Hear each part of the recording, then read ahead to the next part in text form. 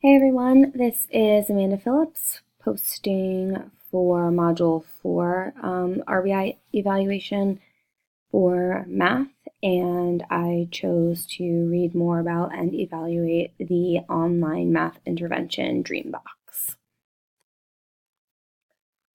The subjects of this study were 583 kindergarten and grade 1 students at 3 different rocket ship public schools.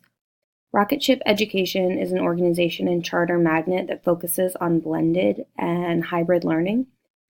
Students remained with their grade level peers, so there weren't kindergartners with first graders or vice versa during the duration of the study.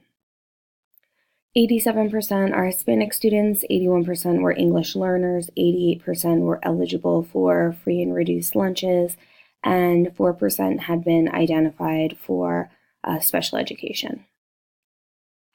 The degree to which the subjects of the study were written was interesting. The descriptions were kind of scattered throughout the study, so it was a little unorganized, which made it hard to read. But what did strike me as important in this section is that the researchers chose to examine these particular grade levels because of the lack of research that was done around early childhood online math intervention. So, as I just said, the researchers wanted to see how the integration of technology in education, specifically with math, would support the learning in these early childhood grade levels. They were trying to change the understanding of mathematics through online intervention in a blended learning environment. They measured the change by giving pre- and post assessments, as well as 2 different analyses. This research and work is important to do because little work has been done around blended learning and math intervention for early childhood grade levels. It's important to see the impact of DreamBox learning in addition to math instruction by an effective teacher. It's important for us to have a deeper understanding of effective interventions for a variety of students so we can be sure to meet their needs and support them along their learning continuum. The intervention, DreamBox, is an online math intervention that is tailored to the specific learning needs of each student. So the program is responsive. It gives feedback in real time to teachers and also changes depending on the needs of the student. So if it's taking them multiple times to work through a lesson, or they're requiring more prompts or hints, it's going to slow down as students become or are able to display a deeper understanding of that specific topic or skill. The lesson is going to become more complex. The games will give them fewer hints, so it's naturally differentiating along the way. And again, one of the huge takeaways for teachers then is that real-time data collection. So it's also logging how often they're using the intervention. Are they logging in and just kind of playing around and then leaving? Are they hopping from module to module? Are they sticking with it? Where's their grit? Where's their stamina? This program recommends that mathematicians should use the intervention for at least 90 minutes per week. All right. Researchers used the Northwest Evaluation Association's mathematics test as both their pre- and post-assessments for the treatment and the control group. The tests were given in the fall of 2010 and again in the winter of 2011.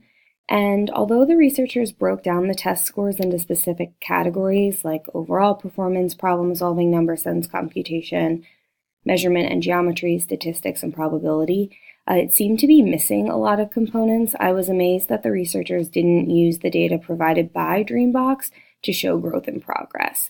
Of course, it was important and interesting to see how they transferred those skills to a standardized test, but I would have still liked to see kind of the live data specifically from DreamBox since it has that as one of its big features. The researchers ensured that the DreamBox intervention was done with fidelity by following a schedule that was already developed by the school. The mathematicians in both the treatment and control group were scheduled for around 1 hour and 45 minutes of teacher-student instruction per day in math. Students in the treatment group had an additional 40 minutes per day of online instruction with DreamBox.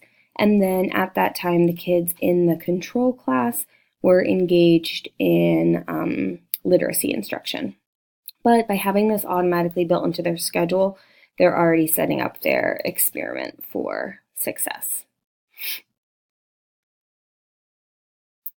The study design is an experimental group design that used a randomized control trial. The kindergarten and grade 1 students were randomly assigned to one of the two groups.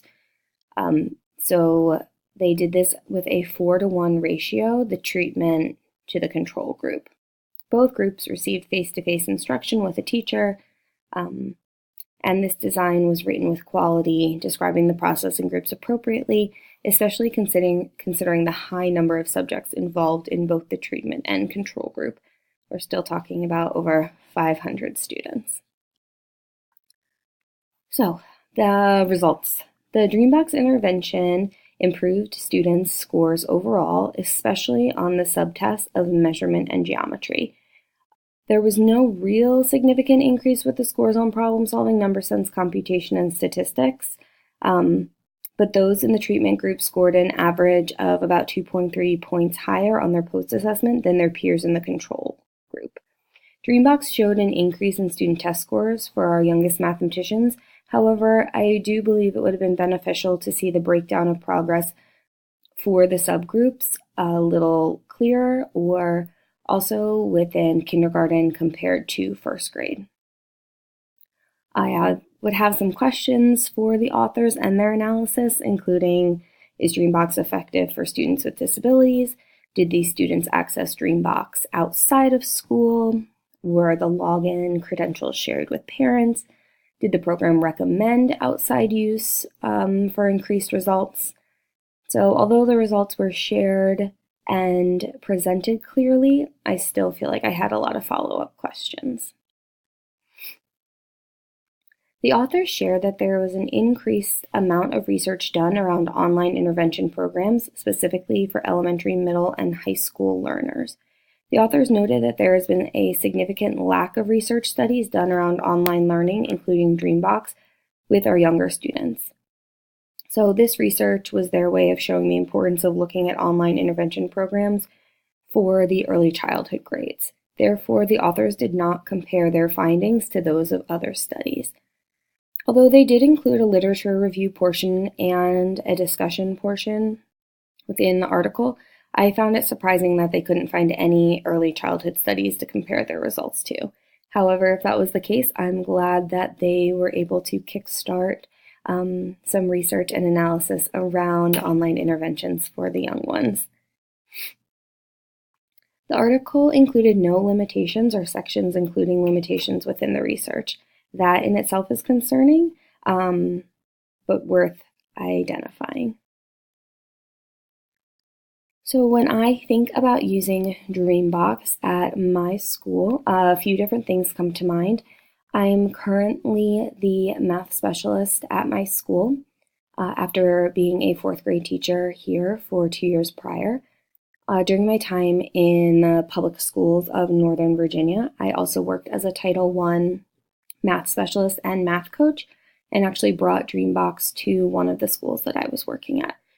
So I think keeping that in mind while reading this article and doing some more research was critical, having some firsthand experience with DreamBox. In order to bring it to my current school, it would need to be approved by our directors or possibly the Board of Trustees. It's more likely to happen if we have some type of firsthand experience with DreamBox. So I think me having that experience and being able to talk about the success that it gave my students at a previous school would come in heavy with bringing that to Wes. The really nice thing about DreamBox is their teacher training.